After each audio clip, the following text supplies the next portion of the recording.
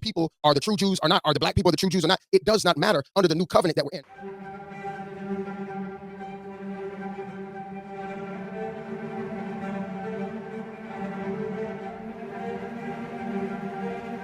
You accept them as the chosen people. I believe, by the way, when they say Jews are the chosen ones, I think they mean chosen to spread the word. Not like they're the better guys. They're like the messengers. Maybe that leads to the media. But how do you reconcile that? Is that a contradiction? No, and Catholics have grappled with this for a long time. We don't want to eradicate the Jews. We think the Jews are going to be around until the end, because they are. Doesn't the Bible say to at least revere them? No, as Catholics, we're supersessionists, so we believe that the gospel supersedes the Old Testament. So we believe that realistically Christians are like the real Jews. God had a covenant with the Jews, and then Jesus came and created a new covenant with believers. And so now we're the new Israel, we're the new Jews. There is no chosen, there is no special covenant. So did Christians replace the people of the book, the Israelites? A lot of people tend to believe this, so let's use scripture to see what it says on this matter. Now, the person you just heard is Nick Fuentes, who is a Roman Catholic. He doesn't realize that his religion is not the original faith that Peter and along with the rest of the apostles began to spread after the death and resurrection of our Messiah. The early Christians were actually Israelites, as well as the apostles and the Messiah himself. So this wasn't a Roman religion. The Roman religion is a new religion that basically hijacked the way. Before Rome converted to Christianity, they were actually the ones persecuting and killing the Jews, who were the early Christians at the time. And there was Gentile believers as well. But the first Christians were Jews, and they were persecuted by the Romans. So it's not surprising that their new state religion would be against those who are Jews, especially when you take into account that the Romans and the Jews went to war against each other following 70 AD. So the Romans and Israel were actually enemies of one another. So this makes sense why the Catholics would want to replace the Jews or Israelites. And it also makes sense why their religion customs are vastly different than what's actually in the Bible. But let's get into the replacement theology that the Christians are the replacement of Israel. And we don't even have to go all the way back into the Old Testament. We're going to start at the New Testament, Hebrews chapter 8, verse 8 through 10. For finding fault with them, he said, Behold, the days come, says Yahuwah, when I will make a new covenant with the house of Israel and with the house of Judah, that is, Jews, not according to the covenant that I made with their fathers in the day when I took them by the hand to lead them out of the land of Egypt, because they continued not in my covenant, and I regarded them not, says Yahuwah. So before continuing on, it says the Most High is going to establish a new covenant with the house of Israel and with the house of Judah, and it's not going to be according to the covenant that he made with their fathers in the day when he took them out of the land of Egypt. And this is because Israel and Judah did not uphold the covenant that they had with the Most High. To keep it short, they sinned against the Most High and did not keep his statutes, laws, and commandments. So he's going to establish a new covenant that they will keep. So once again, this is the New Testament. This is after the death and resurrection of our Messiah. So let's go on to see what this covenant is. It says, For this is the covenant that I will make with the house of Israel after those days, say Yahuwah. I will put my laws into their mind and write them in their hearts, and I will be to them a God, and they shall be to me a people. So nowhere is the word Christian found in this verse or chapter of the book. It's referring to Israel and Judah, not Christians, not Catholics. This is very direct in talking about the house of Israel and Judah, the bloodline, not Christians, which make up a body of different nationalities and ethnic groups. The Most High did not make a covenant with all these different nationalities and ethnic groups He did not make a covenant with their forefathers and bring them out of the land of Egypt. That was Israel. So that's who he's referring to. John chapter 4, verse 22, you worship what you not know. We know what we worship, for salvation is of the Jews. So that's the problem that we have today, because we feel like Christians are the replacement of Israel. But that's not the case. Their salvation comes from Israel. It comes from the Jews. The Messiah himself was a Jew. He was not a Christian, and neither was his followers. Matthew chapter 4, verse 19, and he said unto them, follow me, and I will make you fishers of men. So he was talking to the very first disciples, that is Peter and the rest. They were Jews too. They weren't calling themselves Christians. This is a new religion that formed out of their faith.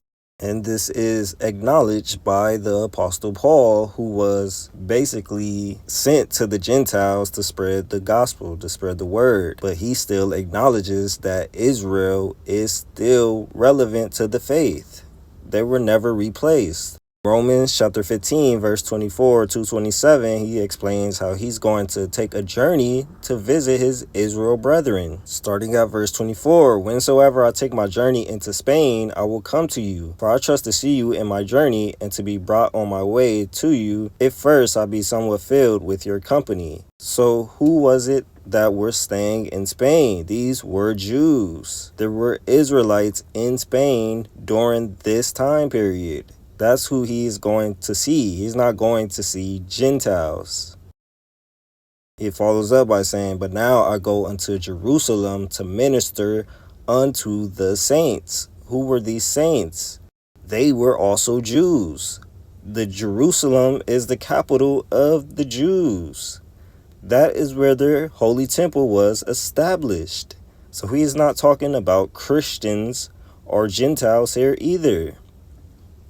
It goes on to say in verse 26, for it hath pleased them of Macedonia and Achaia to make a certain contribution for the poor saints which are at Jerusalem. It has pleased them verily, and their debtors they are. For if the Gentiles have been made partakers of their spiritual things, their duty is also to minister unto them in carnal things.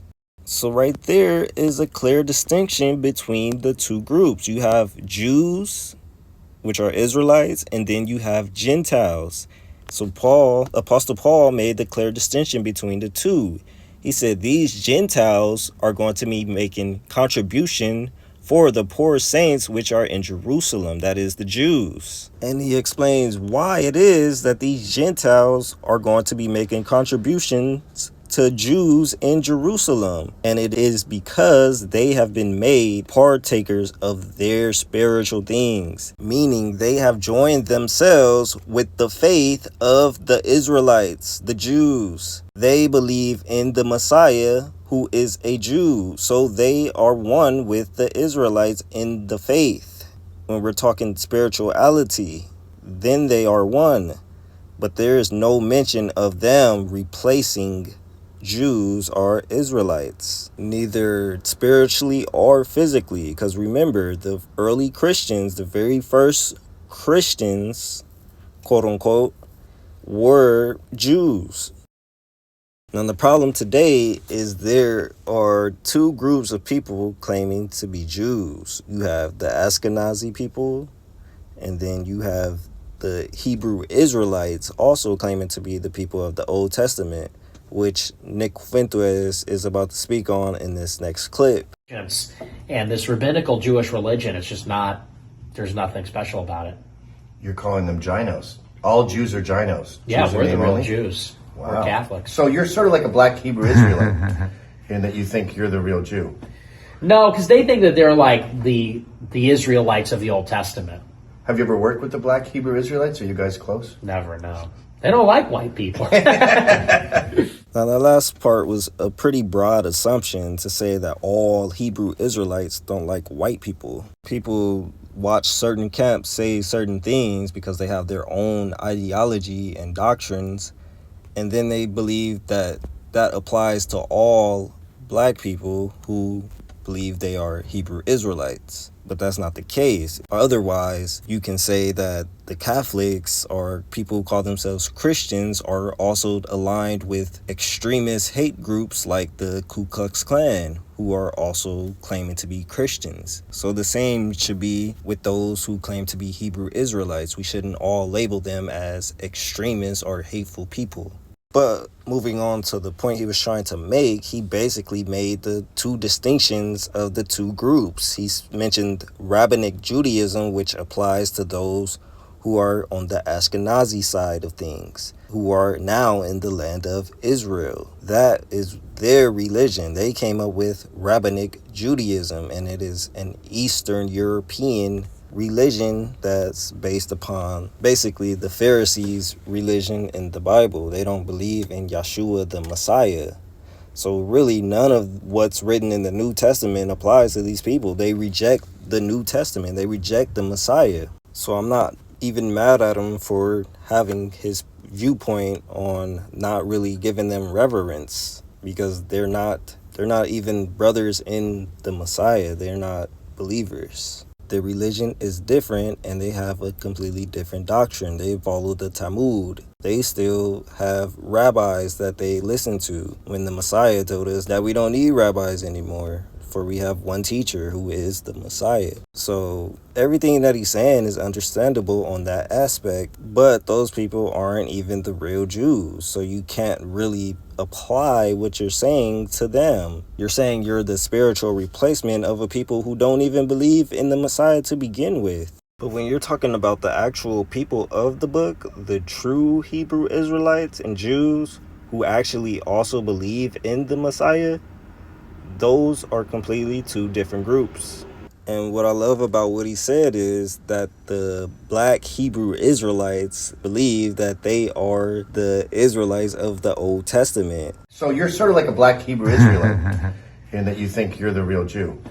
No, because they think that they're like the Israelites of the Old Testament. Because that's the actual point.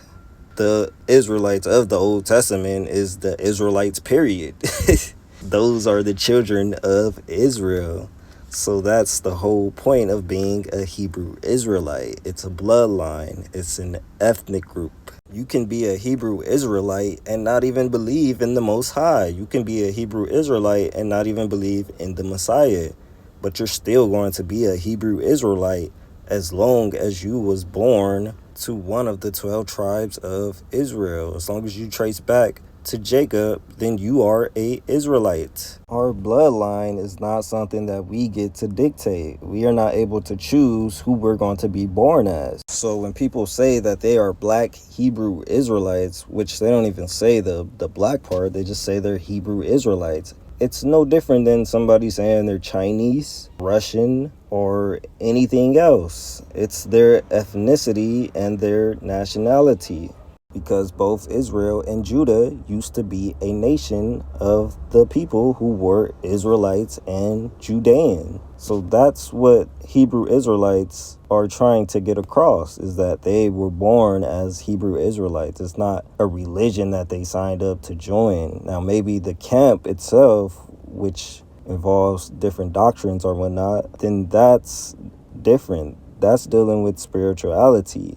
But as far as who they are as a people, who they were born as, that's their ethnicity. And there's nothing wrong with that. There's never been nothing wrong with acknowledging who or where you come from. The Messiah himself acknowledged where he came from.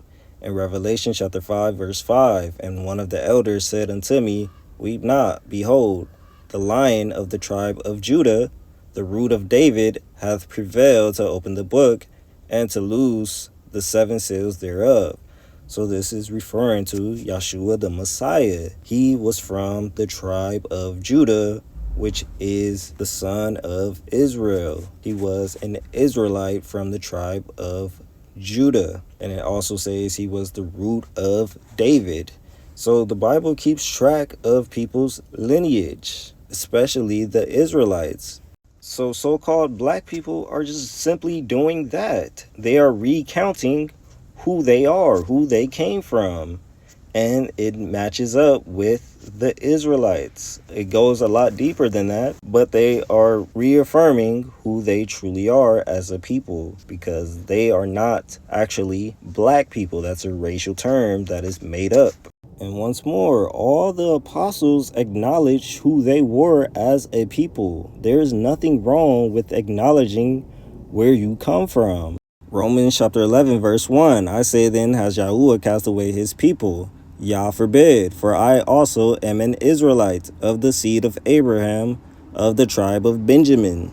And the way the Apostle Paul proclaimed this reminds me of the culture inside the black communities of America. We have a gang culture where these gangs acknowledge the set or the turf or territory that they're from. Where you say you from? You say you from Crenshaw? I'm from Rolling 60s. But that's What's Crenshaw then? that's the street. That's not where you from. Yeah, I'm from. It depends who I'm talking to. Like if I'm describing my geography, I'm gonna say I'm from the Crenshaw district. Well, in the same way, that's how the Israelites claimed where they were from. They claimed their lineage, they claimed their nationality, their nation, their city, and their tribe. The Apostle Paul said, I'm an Israelite from the seed of Abraham, of the tribe of Benjamin.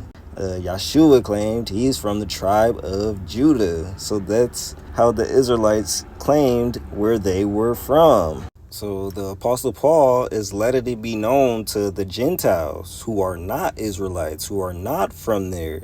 As an apostle to these Gentiles, he's letting them know that, hey, I'm from there. And the Most High has not casted us away as a people. We still exist. I still exist as an Israelite. And that's how the whole chapter of Romans 11 goes. He's letting them know that, hey, don't get confused. We still exist. We are not casted away. So don't get it through your head that you're here to replace us as a people. The Most High forbid, because he's going to redeem us. Romans chapter 11, verse 13 through 15. For I speak to you Gentiles, inasmuch as I am the apostle of the Gentiles. I magnify my office, if by any means I may provoke to immolation them which are my flesh, and might save some of them. For if the casting away of them, the Israelites, be the reconciling of the world, what shall the receiving of them be but life from the dead? So he's talking about the restoration of his people, Israel. The Most High is not done with them. And notice, this is all found in the New Testament. I'm not even using the Old Testament. This is all talking about Israelites here in Romans chapter 9, verses 3 through 5. It says, for I could wish that myself were accursed from Christ, the Messiah, for my brethren, my kinsmen, according to the flesh, who are Israelites, to whom pertaineth the adoption and the glory and the covenants and the giving of the law and the service of Yahuwah and the promises, whose are the fathers, and of whom, as concerning the flesh, the Messiah had came for, who is over all. Yahuwah is blessed forever. Amen. Once again, this is the Apostle Paul, the apostle who was sent to give the gospel to the Gentiles. Here he is claiming he wished he was accursed himself on behalf of his brethren in order for them to be saved.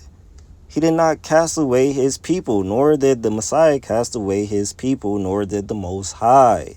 He still had love for his people, but he also hoped that they would come to the faith and would believe in the Messiah. So that's the spiritual aspect that the Apostle Paul was saying when he said, for I wish myself that I were accursed from Christ for my brethren.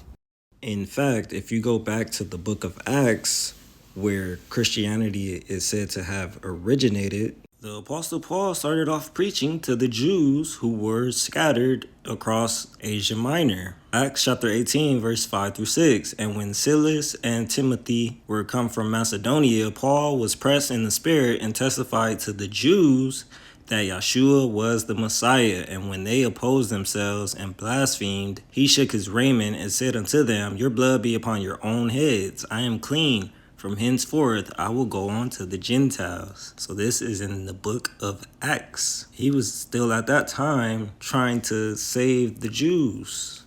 And even throughout the New Testament, he was still trying to save his people. That's why we have the book of Hebrews.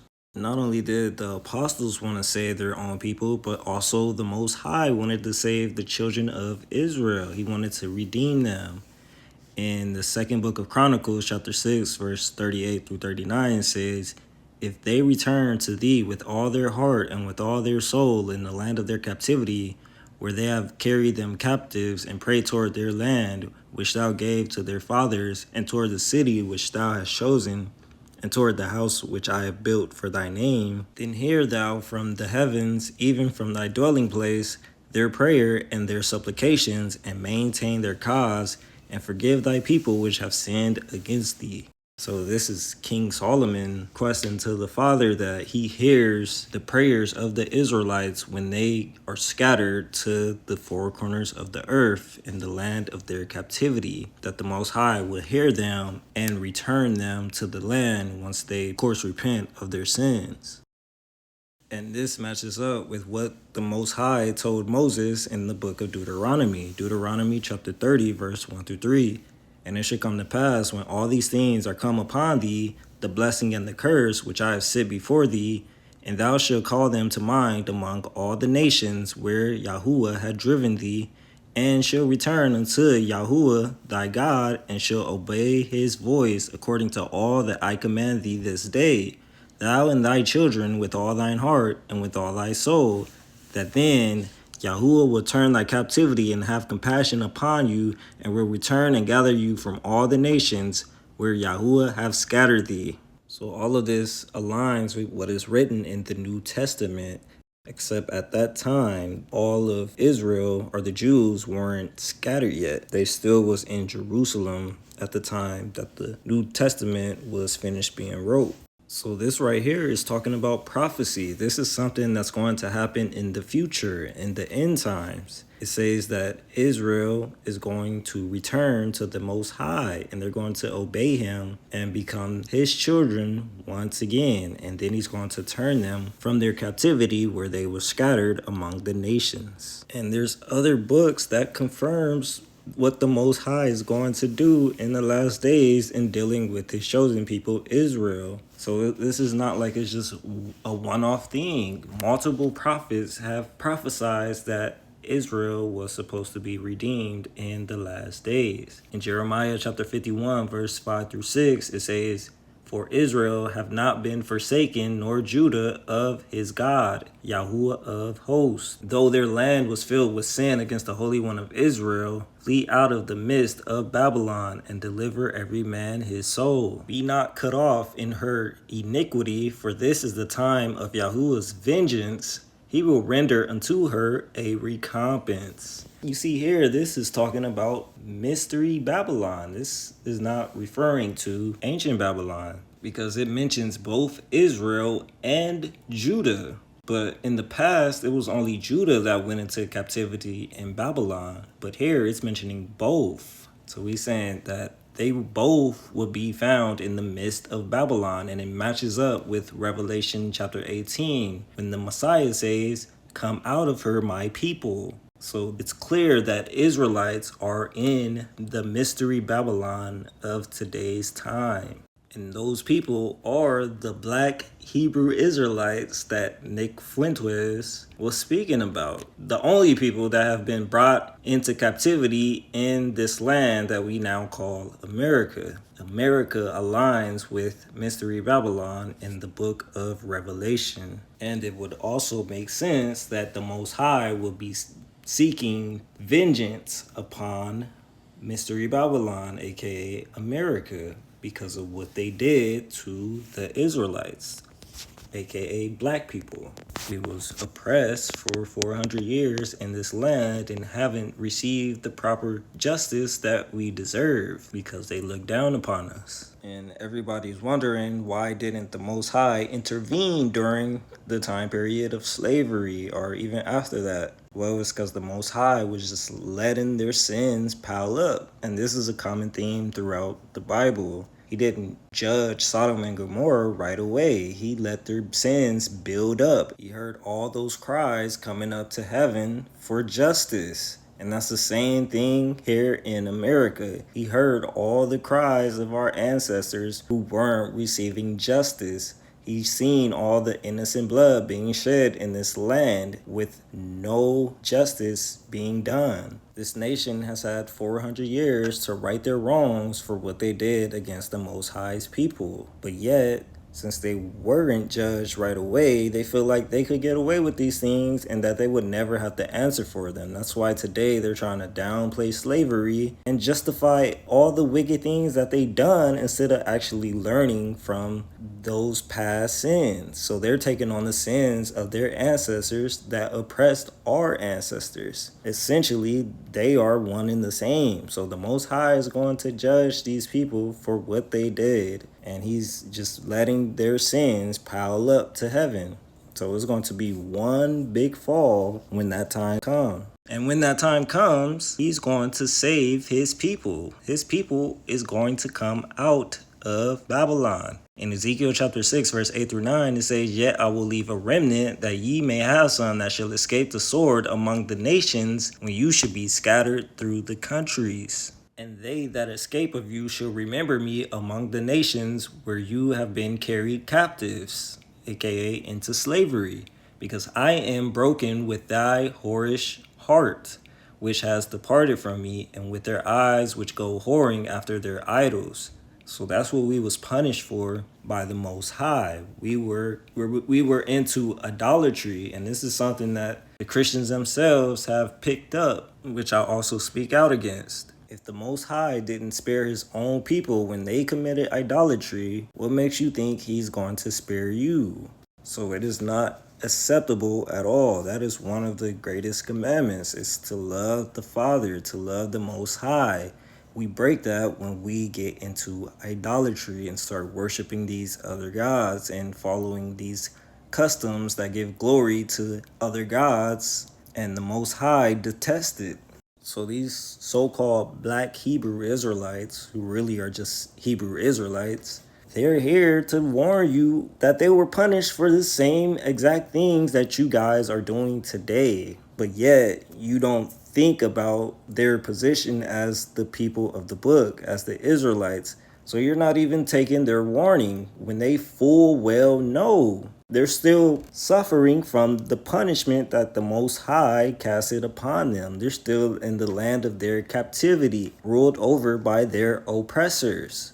So if you was wise, you would want to learn everything from these people because they experienced it. They have firsthand knowledge of how the Most High disciplines those he loves. Now in Hebrews chapter 12, verse 6 through 7, it says, "For whom Yahuwah loves, he chasteneth, and scourgeth every son whom he receives. If ye endure chastening, Yahuwah deals with you as with sons. For what son is he whom the Father chasteneth not?" So the definition of chasten is discipline or punish in the same way that we discipline our children. So Israel's punishment for rebelling against the Most High and becoming idolatrous was things such as the transatlantic slave trade, as well as the Arabic slave trade that took place before that. And this is what caused them to be scattered all over the four corners of the earth. And this is why they are still in the land of their captivity today. And yet most Christians don't even realize this because it's been covered up. They have concealed the truth. And now we're dealing with the repercussions of that lie right now.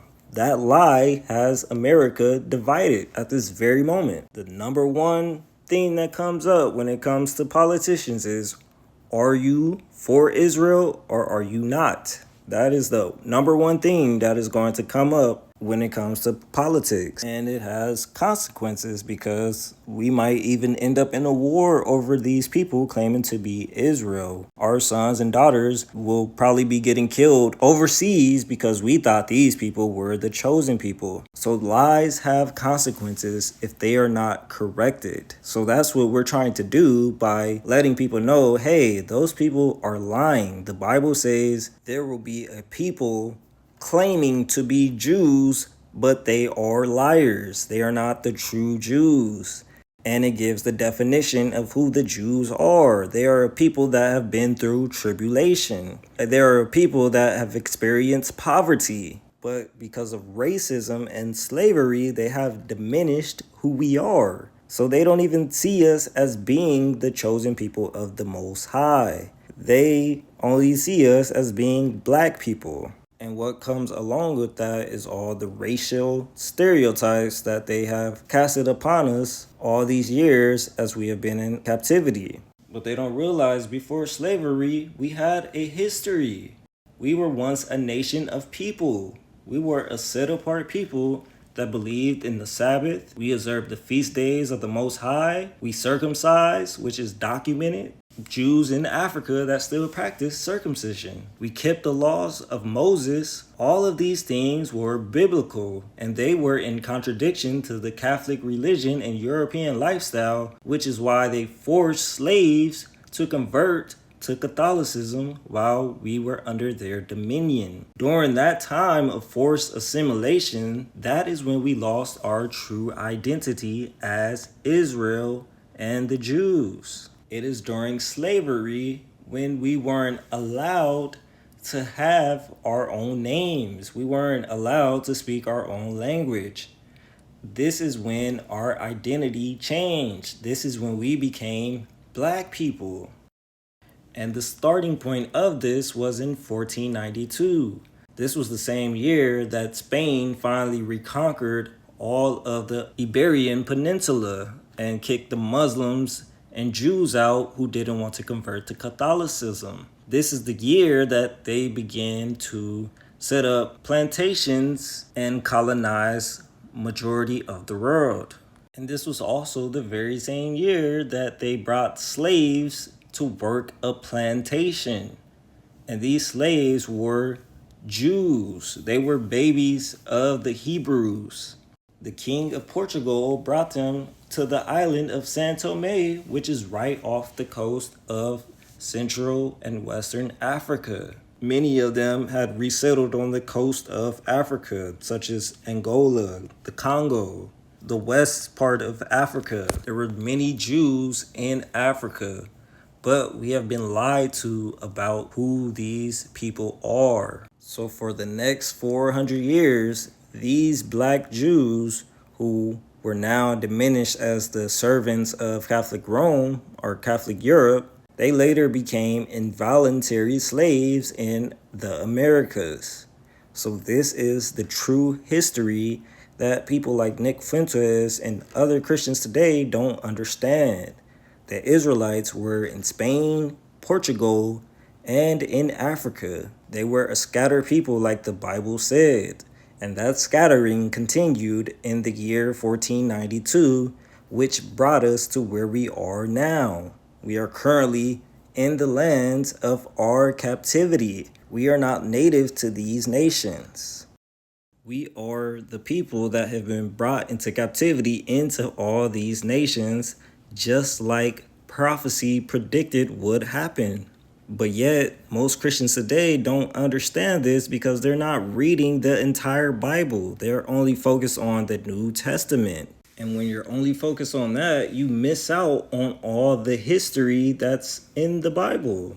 You truly miss out on who is Israel and the Jews and what they have gone through and what they were prophesied to go through. But since people love not the truth, we're all experiencing the negative consequences from upholding a lie. All nations are suffering from this lie. What's happening in Gaza, all the wars in the Middle East, what's happening in America today, we're all suffering from these lies. What's happening all across the world.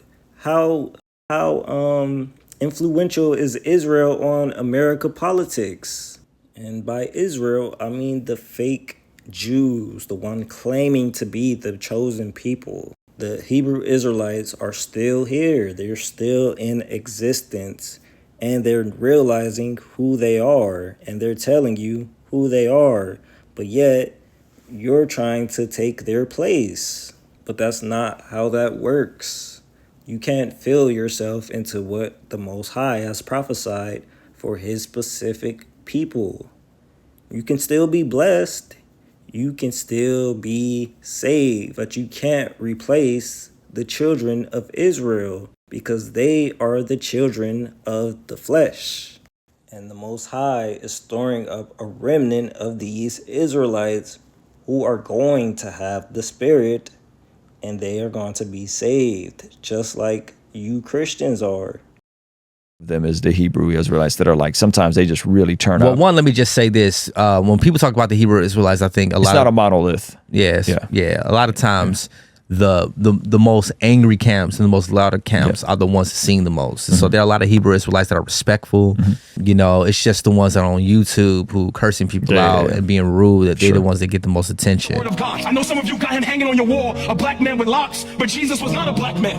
We know from history and we know from the word of God that Jesus was an ethnic Jew, and he was born into a family of ethnic Jews, and he was raised around the Torah, and he learned the things of Jewish family, and he went into the synagogue as was his custom, and he fulfilled the law because he came to do that, and he came to his own first, the people of Israel, the Jewish race. So we know that Jesus was not a black man. So 2018, my wife and I go to Israel. We tour the whole country from the north. I mean, from the Golan Heights, you've been to Israel, all the way in the north. I fly there for Israel because I really wanted to hear from the Lord. I feel like I'm preaching and I'm leading, but I don't have no sense of clear identity. And I'm like, Lord, I need you to speak to me while I'm here. Bro, the Lord don't say nothing to me. I don't think there's anything more crucial in this hour than to connect Christian leaders to biblical literacy, and where better for the Bible to come alive than in the land of the Bible. When we walk here and we meet Jesus, the Jew, in his context, all of a sudden we understand the covenantal continuity of God from Abraham to Isaiah to David to Jesus to Paul to the nations of the earth. With the weapons that apply to the battlefields in which we're engaged. And the most important ones are the social media. And the most important purchase that is going on right now is TikTok. TikTok, number one. And I hope it goes through because it can be consequential. And the other one, what's the other one that's most important? X. X. How do we fight back? Our influencers, that community, they're very important. Is a political philosophy which has brought about the state of Israel, the so-called state of Israel. This political philosophy has nothing to do with religion. On the contrary, it seeks to confuse others and let them think that Zionism and Judaism is one and the same. I am a conscious African. I know properly my history. I know that Africa gave Judaism to the world. I know that the first Jews in the world were Africans. Not only do I know this, but I inform everyone who has doubts about it to read a book by Sigmund Freud entitled Moses and Monotheism as a beginning. Consequently, I know that Judaism and Zionism are not the same. Zionism had its first organizational expressions in 1897 in Basel, Switzerland, in Europe. Here was a man by the name of Theodor Herzl, H-E-R-Z-L. He was the founder of Zionism. He said that he was going to find the state that God promised the Jews. Listen to this very carefully. This man Herzl was an atheist. He believed that there was no God.